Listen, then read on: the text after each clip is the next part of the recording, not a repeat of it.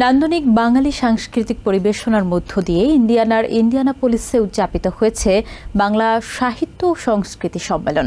শনিবার ইন্ডিয়ানার নোভেলসভিলে আয়োজিত 2 দিনব্যাপী বাংলা সাহিত্য ও সংস্কৃতি সম্মেলনের প্রতিটি আসর উপভোগ করেছেন স্থানীয় দর্শকরা।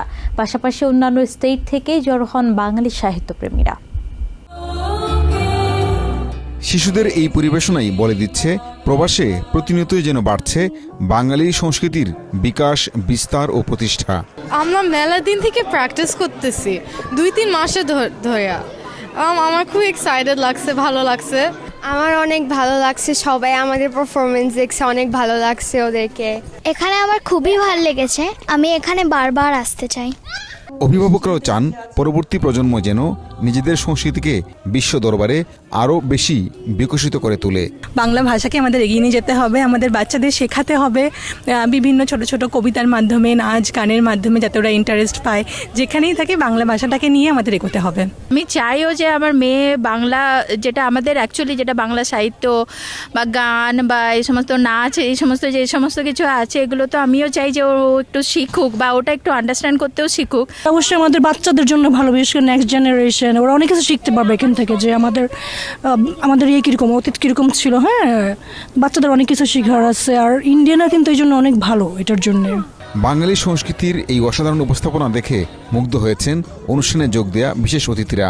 এই যে ইন্ডিয়ানাতে এত বাঙালি একসঙ্গে হয়েছেন, যারা বাংলা ভাষার টানে, বাংলা ভাষা বলার টানে, তারা একসঙ্গে এসেছেন, নৃত্য পরিবেশন করছেন, গান শুনছেন, গান গাইছেন, সাহিত্য এবং বাংলা ভাষার ভবিষ্যৎ নিয়ে আলোচনা করছেন।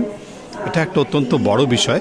আজকে ইন্ডিয়ানা মতো একটা শহরে এত উৎসাহ উদ্দীপনা নিয়ে লোকজন এখানে আসছে এবং 2 দিনের প্রোগ্রাম চলছে এবং যেসব গুণী ব্যক্তিরা এখানে উপস্থিত হয়েছেন, আমরা খুবই মুগ্ধ। সেই জন্য সম্মেলনের অন্যতম আকর্ষণ হিসেবে অনুষ্ঠানে যোগ দেয়া বাংলাদেশের জাতীয় কবি কাজী নজরুল ইসলামের নাতনি অনিন্দিতা কাজী জানান, এ ধরনের অনুষ্ঠান যত হবে বাঙালি সংস্কৃতি বিশ্বব্যাপী আরও বেশি সমাদৃত হবে। পৃথিবীর যে প্রান্তেই যায় না কেন, বাংলা ভাষা, বাংলা সংস্কৃতিকে সঙ্গে নিয়ে যাই, কারণ আমাদের সংস্কৃতি সংস্কারের সঙ্গেই জড়িয়ে আছে।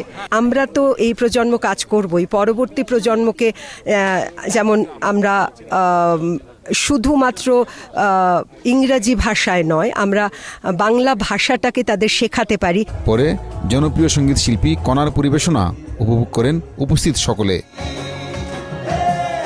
বিশাল হলরুমের বাইরে সামারের মিষ্টি ওয়েদারে চমৎকার সাহিত্য আলোচনা চলছে। আমেরিকার বিভিন্ন জায়গা থেকে শিল্প সাহিত্যের বোদ্ধারা যোগ দিয়েছেন এই সাহিত্য আলোচনায়।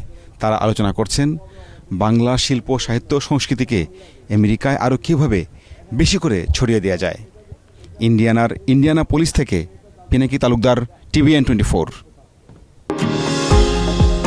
নিউ ইয়র্ক থেকে সম্প্রচারিত TVN 24 টেলিভিশন বিশ্বজুড়ে বাঙালির কণ্ঠস্বর।